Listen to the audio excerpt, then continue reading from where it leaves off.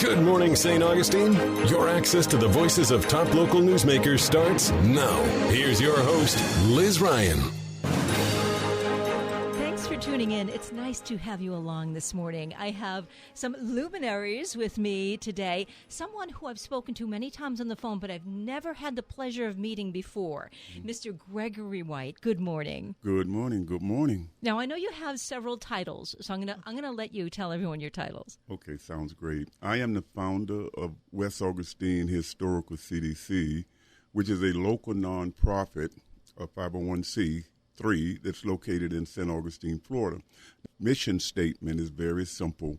We are here to improve the lives of the residents in historical West Augustine. My other title is I am the senior advisor for the CRA for West Augustine Steering Committee. You know what some people call you, right? I know what some folks call me, correct. The unofficial mayor of West Augustine. The unofficial mayor of West Augustine and 46-year member of the American Legion Post 194, the only honorary member that Post 194 has ever had. I'm a life member of the DAV, Disabled American Veterans, a life member of the VFW. So I believe in the veterans organizations. Where did you serve? Say again. Oh, when did I serve? Where and when? When? I served July 1967 to July 1969. I took basic in Fort Benning, Georgia. I took AIT in Fort Sill in Oklahoma. And then I served 364 days in Southeast Asia, Vietnam. Wow. And then I was out. I got drafted. I remember my serial number. It's US 67096686. Welcome home. Thank you very much. I mean that from the bottom of my heart. Thank you you for your sacrifice and your service, and welcome home. Thank you very much. And you're a big Jags fan, I see. Oh, yes. 4-1. Okay. And we got our fingers crossed. We don't want to wake up and be like, don't win anymore from now on. So, yes, I'm a Jag fan. Let's go Jags. Terrific. Also with us this morning is the stunning Dwala Willis. Good morning, Dwala. Good morning. I'm going to let you tell us your titles. Okay. I am the co-chairman for the West Augustine CRA Steering Committee. I'm also the site coordinator for the West Augustine Weed and Seed strategy, which is based, as I stated, a strategy, not a program. And that program was brought about to West Augustine by the federal government to assist the West Augustine CRA and other related organizations with the revitalization efforts in West Augustine. The weeding part is to weed out the negative impacts like drugs, blight, and crime, and replace all that with seeding implements such as economic development, affordable housing, infrastructure, those needs that support a community from the impact of being underserved for many, many years. I hear that from a lot of people, Dwala, that West Augustine has been underserved. Is that something you saw growing up here? Absolutely. Absolutely. You lived that. I lived that. As I said, I moved into the West Augustine community in 1967. At that time, my parents were busy raising their families, expecting government to do the right thing, take care of them. That's what government does. It takes care of its people. We're the taxpayers. Can I just say that I'm just a little surprised because you look a lot younger than you are. So I'm a little confused about the time period. So let's go back to the 60s. What was missing in West Augustine? What did the people there do without? Well, being a child, I miss nothing. We had a good value system, a lot of respectful people, hard workers. We had a thriving college there at the time. There were stores. There were restaurants. We were basically self-sustainable at that time. I mean, some of the things we enjoyed, like paved roads or sewer systems, things of that nature, water, clean water. We had a lot of wells and septic tanks. Those are the things that we didn't have that never came to our community until recently. So when you put people in a situation like that, they learn to survive. And that's what we were doing. And we've done it for a long time while the other city continued to grow. And when the growth came, I left from home and graduated in 1978 from St. Augustine High School. I'm a jacket. And went to college. Came back home to a whole different community. What changed? That's during the drug war when the drugs hit. And West Augustine, just like any other part of the county, was hit as well. But other parts of the county got hit as well. What time period is You're this? talking about 1983, during that time when I came back from college. And a lot of drugs hit the community. Yes. And therefore a lot of crime. A lot of crime that came with it, and other associated ills, blighted conditions, job loss from people in that type of environment. Communities begin to change. They even show the effects of it. And don't get me wrong, the whole St. Augustine did, but when the revitalization came in, when there was a war on drugs to come and combat it, this didn't come to West Augustine. Mm-hmm. And another thing West Augustine didn't have, I understand, is a place for people, and especially kids, who are running around riding their bikes, playing ball, to cool off in these hot, swampy, humid Florida summers. And I know you have thoughts on that, but let me go back to Mr. White. Okay. You remember actually rescuing someone from the burrow pits. What are burrow pits for people who might not know? Burrow pits are simply like a retention pond that's generally dug up by the municipality, whether it be the city or whether it's the county. If you ride down Holmes Boulevard and you look to your left and right, you'll see the burrow pits. So in the summertime, we didn't have any other place to swim, and we would go to the burrow pits. You could stand flat-footed, take one step, and the water is 12 feet deep. So this one summer afternoon, my parents it was forbidden for us to go to the burrow pits. So this one summer, about Friday, very, very hot. And I saw the local kids, with towels and shorts, so we're going to the burrow pits. So I thought, man, it's just too hot to stay home. So I joined them, and we were in the burrow pits, and we were swimming. And one of my friends named Charles jumped into the burrow pits, and he started screaming, "Help, help, help, help." So everybody ran out. We were youngsters then. We were like 13, 14 years old. So we got out of the burrow pits, and he was just screaming. So I jumped in, and I swam around him thinking maybe an alligator had him or a monster. I'm a kid at that point in time. And I saw nothing on his feet. All right, so I reached for him, and then, of course, he had the death grip. He grabbed me, and he held me underneath the water. And just death grip held me under. And I'm panicking, trying to get free from him. And then something said, just pull him underwater. He'll turn you loose. So I grabbed him, and I pulled him underneath the water. He turned me loose, and I grabbed him, and I swam out. Never went to the burrow pits again. That was the end of Great White with the burrow pits. How old were you then? At 13, 14. And you had the presence of mind to handle that situation perfectly, so you both survived that. We both survived because his brothers was there, and they were simply crying. Nobody else would go in. So scary. Scared. I was scared, but I went. We were all scared because we didn't know what it was. Because he could swim. It was cramps, body cramps. The body cramps got him, and he couldn't move. And that's what it was. So you say the burrow pits, you could take one step and it drops off 12 feet. But you couldn't see it, though, because the water was too murky? The water is very murky. Or you could be standing flat-footed, take one step, and the water could be 12 feet deep. That's why we lost so many lives. We lost the Baldwin girl. We lost the Mem twins. We lost Tyrone Bell, John Adams. And I could go on and on and on. The people that actually died in the burrow pits. It's no lifeguard. So you're on your own. And you have no other choice. It's hot. You're kids. You're sweating. Exactly. It's miserable. And you want to cool off. Right. Yeah. And I imagine there's a lot of life lurking underneath at the bottom of the burrow pits. Yeah, we talking with alligators, we talking snakes, and then when you're that young, you hear about monsters too. I was more scared of the alligator opposed to the monster, so I was able to swim close enough, and I'm going, well, why he's not moving out of here? And so, again, I reach in, and the rest is kind of history. Dwala, did you lose loved ones in the burrow pits? Absolutely. I lost an older cousin. I was around 10 years old. Got a call at the house stating that my dad's niece had drowned in the burrow pits one summer day. And I remember all the ambulance going there and the rescue and the people in the community gathering around and crying and seeing my parents sad about the loss of the loved one, going to the burrow pits on that day and watching them pull her out the water. Oh, my goodness. Yes. So it's not many families that during that time were not affected by that. And when you heard the ambulance going that way of the sirens, you knew what time it was. And as children, we were told to stay away, but we get on our bikes and we ride down there. But other adults would come through and they'd run us away, and because it was a place to play. Throw rocks in. Kids are going to be kids. Going to be kids, and you have no fear. You have no fear, but once you experience that as a child, and there was nothing around to protect us, no gates, no fences up. It was just open. They were at the end of my roadway of my neighborhood. Wow. Awful memory, I'm Awful sure. memory. And Mr. White, you saw all these terrible drownings and near drownings happening at the burrow pits, and you decided you were going to do something about this. That is correct. And so when we sent out the surveys to the community, overwhelmingly, the surveys indicated that in historic West Augustine, we wanted youth activities. So we had to reassemble, because I was thinking it was going to be more policing or maybe infrastructure, public safety with streetlights, et cetera. But no, it came back youth activities. So the group got together again, the CRA steering committee and the county, some of the county folks, and we looked at the survey and said, okay, youth activities, what can we build that our youth can go to? And henceforth, the Solomon Calhoun Community Center. What time period are we talking about now? This is in 2005, 2006. Yeah.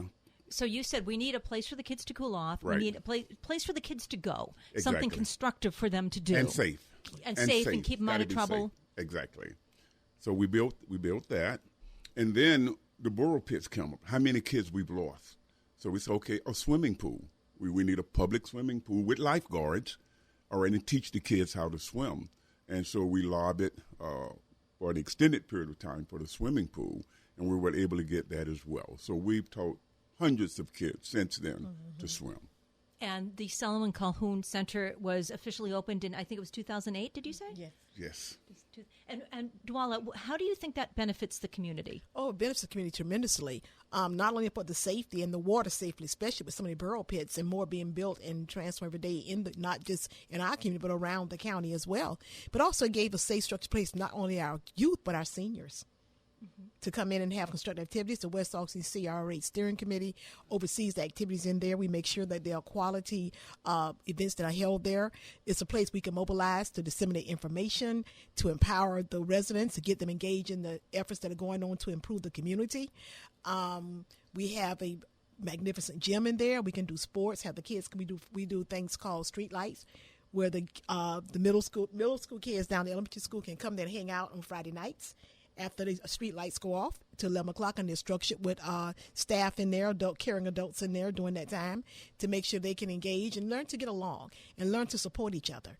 That was the problem we were having in our community because there was no place for us to gather over the years. So therefore, you could see things like gangs developing and different things where the kids were not unified. Things that didn't have when I grew up there, because but those type of situations that's the result you can get sometimes. So another things too is that we also have that also houses the next step, which is Greg's CDC, where it's housed there as well. We have a place of being that we can go there and have a structured place. People can come in and find out the things that we're doing.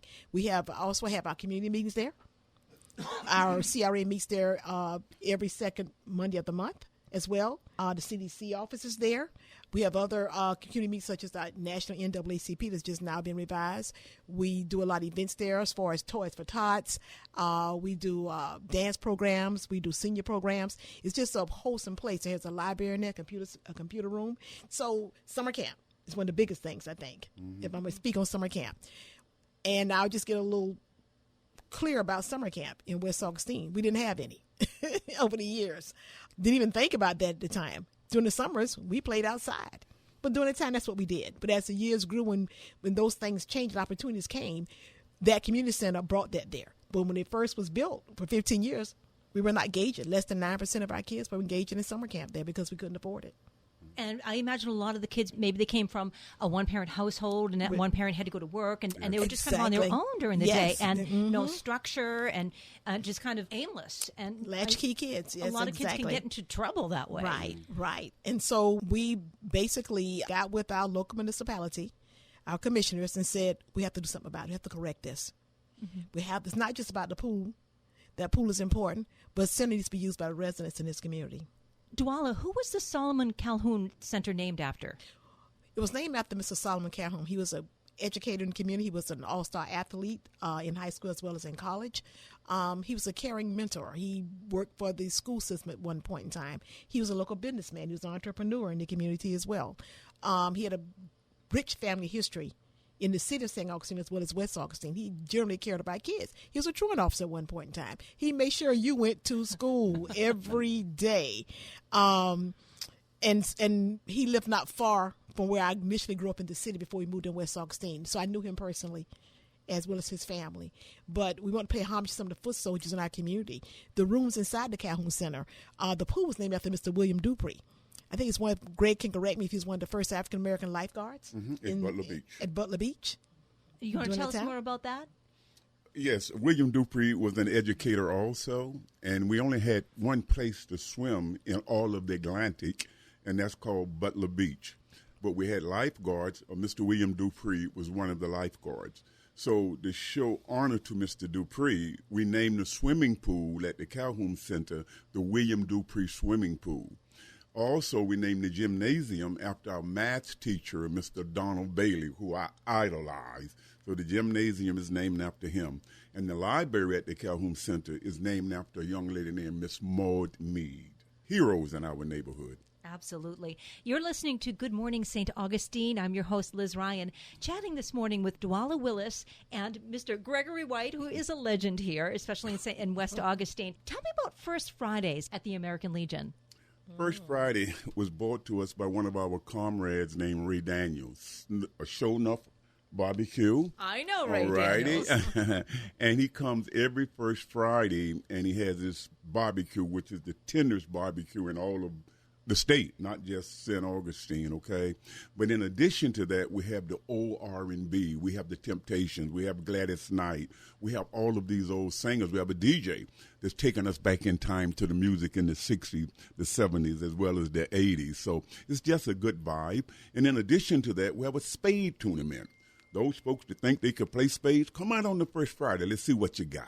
So that's what's happening on the first Friday. Let's talk about the progress of the Health and Wellness Center. The Health and Wellness Center is something phenomenal. It's currently being erected in West Augustine.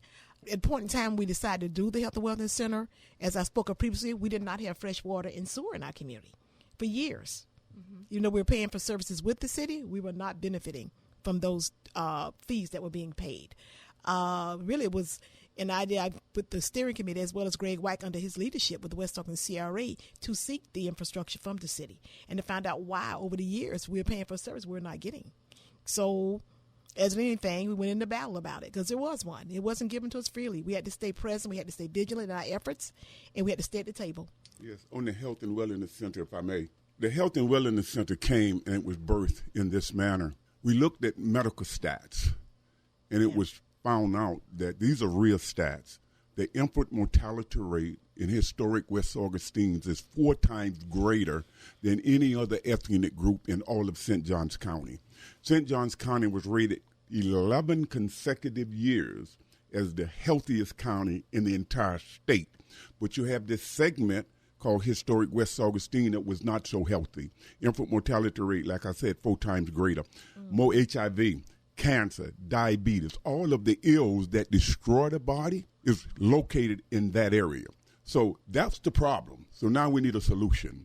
So West Augustine Historical CDC, the 501c3, got together with the private sector as well as the public sector, leveraged $8 million to build that center on the corner of King Street and Brevard. It's going to open up the latter part of this year. So we're going to turn those numbers around. Infant mortality rate should be 0. We all wish, but we're realistic. But we're going to reduce it from that 4. Cancer, we're going to reduce it. Hypertension, reduction. HIV, reduction. How? With educating. We have the YMCA in there for the wellness. We have for the mental health and the substance abuse, EPIC, a local nonprofit. For the youth that get in the judicial system and never seems to get out, we partnered with an organization called Youth Crisis that was established in 1975, and they're going to come in there to address that. We also got Wildflower Clinic that's going to address the uninsured. But the medical portion is going to be addressed by UF, real doctors, real nurses. So we are going to turn those numbers around. And it's about 80% complete now, the Wellness Center? Exactly. It's about 80%. We're going to have a soft walkthrough October the 27th. But by the end of the year, it's going to be live. That's exciting. That's exciting. Yeah. West Augustine is really being rejuvenated and revitalized, and there's so much hope now in West Augustine. And Commissioner Cynthia Garris is a big part of that, too.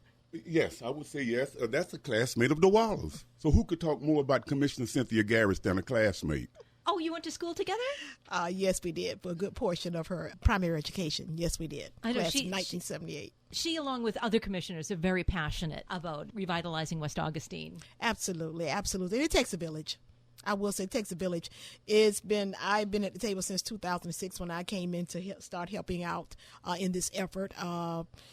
And here we are in 2025. We had to build a foundation.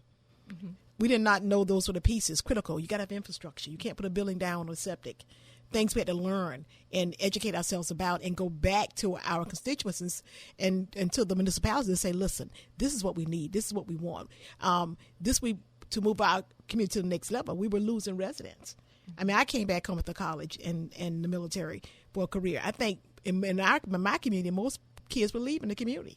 We lost a lot. When the college closed, we lost a lot of our educators, our doctors, our lawyers, and they were never replenished because they had options, which you can't. I don't have a problem with that.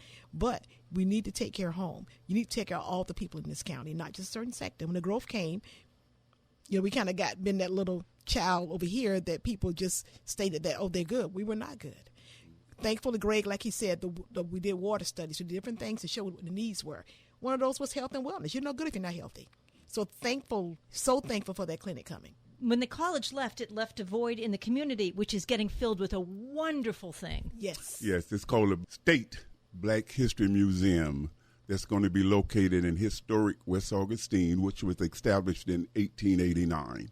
Now, Commissioner Arnold, our District 2 Commissioner, and the County Administrator, Ms. Joy Andrews, and some of the CRA Steering Committee and some local residents decided that, hey, let's bid to have that museum come to St. Johns County. It was 19 applicants statewide that applied for it to come to their county.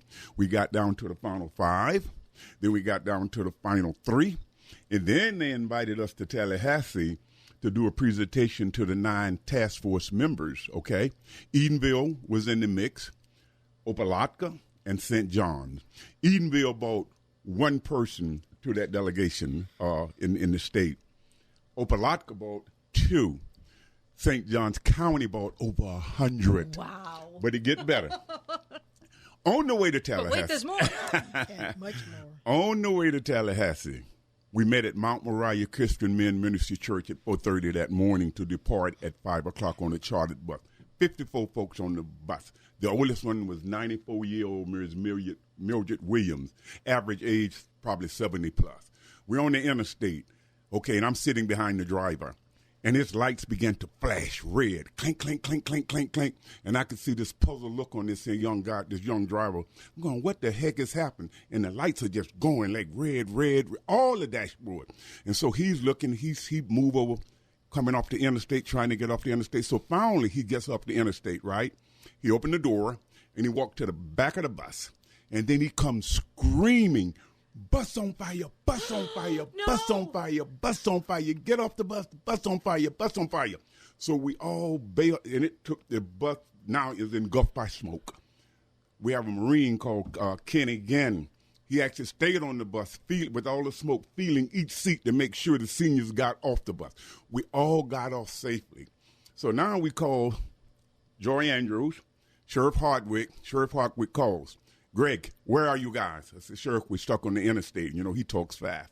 He said, well, listen, I'll be there in a few minutes. Now, mind you, we had to be to Tallahassee by 9 o'clock, right? So some of the folks that were speaking, we got in other cars because we were speaking, and we left. I get a call, and I'm in Tallahassee, and Pastor Britt says, Greg, what time you guys are going to go on? I said, we got to go on before 9. He said, we en route. He said, Greg, we're going like 100 miles an hour. I said, oh, gosh, okay, well, that's fine. He said, no, Greg, we are going 100 miles an hour. And so now we get there, okay, the bus get there, and everybody's smelling like smoke. And DeWalla coined the phrase that must go in the Black History Museum when we get there, and the phrase is this: in Tallahassee, we bought the smoke. From that 100+ people and that smoke, we came out number 1. It's coming to St. John's. Wow. That's how it went. Bring on the smoke. Here we are with the smoke. Yeah. You are such a talented storyteller. I could listen to you all day. Well, thank you. And the hurdles that you overcome to get the Black History Museum in West Augustine is amazing. What impact do you think it will make on the community? A tremendous impact, especially for generations to come. It's going to pay homage and healing to Florida Memorial. It's like a Bring It Back Home campaign because they left under a lot of distress. It's going to pay homage to the residents of that community that were good stewards of that property while they were gone for 50 plus years. To the kids that are to come, they will have access to a museum. I mean, wow. I just can keep saying wow. To actually see history, to learn it, to live it, to contribute to it. It'll be a place to hold that. A lot of history in West Augustine has been untold, has been unrecorded, it's been unrecognized. This will give an opportunity for us to be something to be proud of. It'll be something to grow upon. It's going to represent the whole state, not just West Augustine. I think it will give us a lot more visibility and presence in St. Johns County, and I think it's time. It's time to bring everybody together for this project. It's taking a village. Everybody has come from all over, from different aspects of the county to help with this and this movement. There were people in cars and in caravans and different things, different type of advocates that got to that meeting that Greg talked about in Tallahassee that came to support. We had groups were formalized. The Compassionate St. Augustine, was it? Good Trouble came together. Residents that moved here from places out of state, they want to be a part of this great thing because history is history. And all history should be told. And I think West Augustine is a long time coming.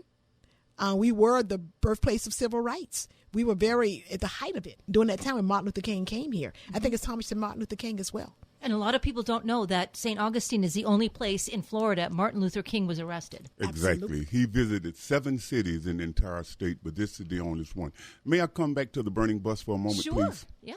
As we were standing on the interstate, Trinity pastors and clergy was in the convoy, okay, as we pull off to the side of the road.